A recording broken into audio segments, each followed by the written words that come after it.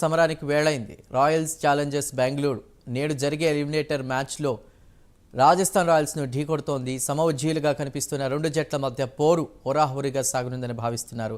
గెలిచిన జట్టు క్వాలిఫైర్ 2కు అర్హత సాధిస్తుంది. ఓడిన జట్టు టోర్నీ నుండి నిష్క్రమిస్తుంది. టోర్నీలో రాజస్థాన్ బెంగళూరుల ప్రయాణం చాలా భిన్నంగా సాగింది. పరస్పర భిన్న రీతిలో ప్లేఆఫ్స్కు అర్హత సాధించిన ఈ జట్లు భిన్నమైన మానసిక స్థితిలో సమరానికి సిద్ధమయ్యాయి. మరోవైపు రాయల్ ఛాలెంజర్స్ బెంగళూరు జట్టు మాత్రం సీజన్ ప్రారంభంలో అన్ని మ్యాచ్లలో ఓటమి పాలైంది.